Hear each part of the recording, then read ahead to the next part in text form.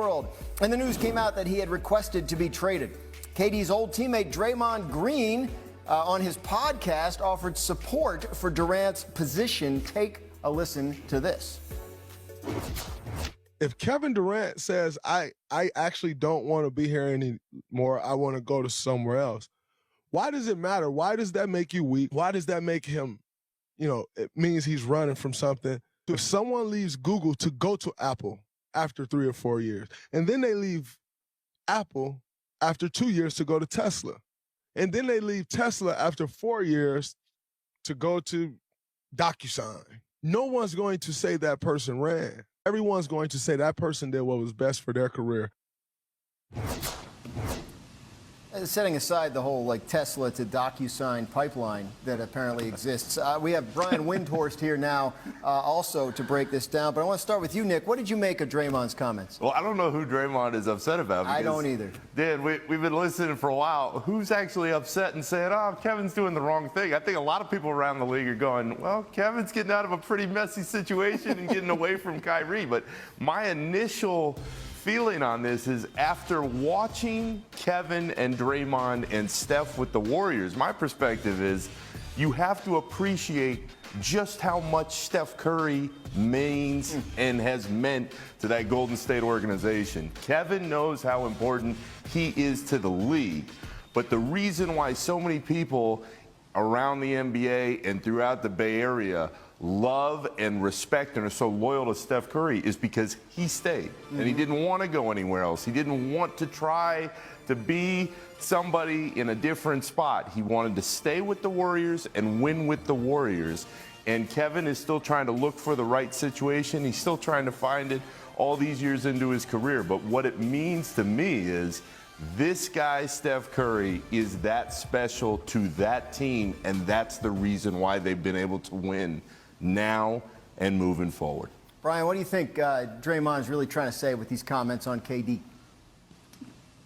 I think he might be talking about the last move that Durant made, which was to his team and the Warriors.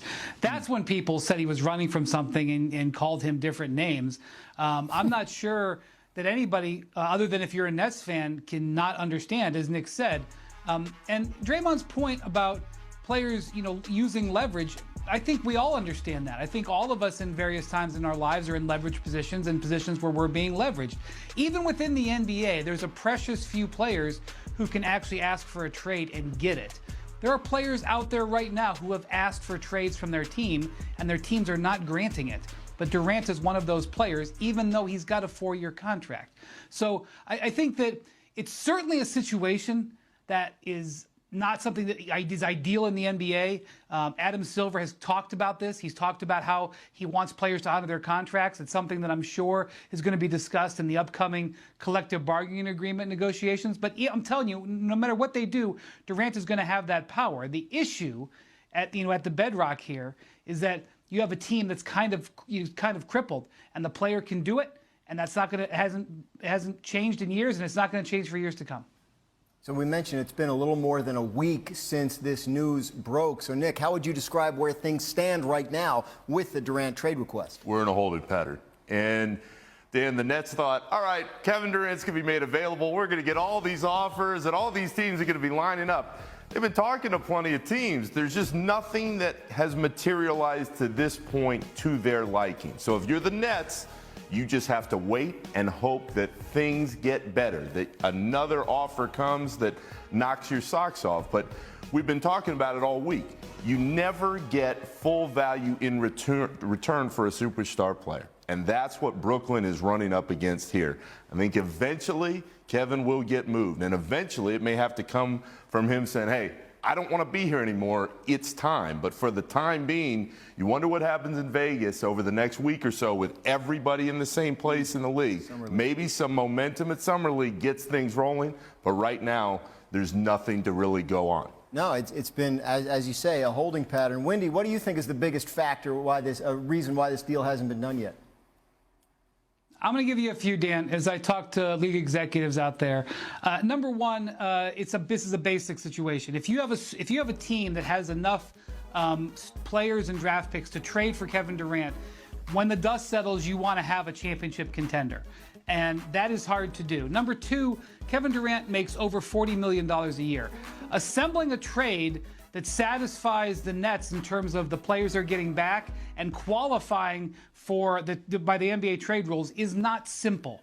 Third, even though it looks like at the outset, when you hear that a player like Kevin Durant is under a 4-year contract, like one of the first things we said was, oh my gosh, we never see stars demand trades who have these contracts.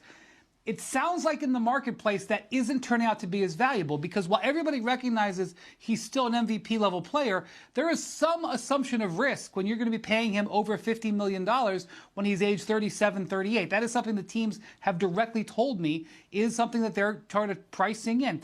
And fourth, one of the most important things here is nobody has to meet the Nets price. The Nets price is here. What they have to beat is the price of everybody else. And that is the delta that we're in right now, the difference between those two benchmarks. So this is what makes Brian Windhorst so great. I asked him for a reason why this hasn't happened. He had to give me 4 outstanding, more. That is for sure. And they also have 2 future Hall of Famers currently on the roster. There you go. You know them well. Kevin Durant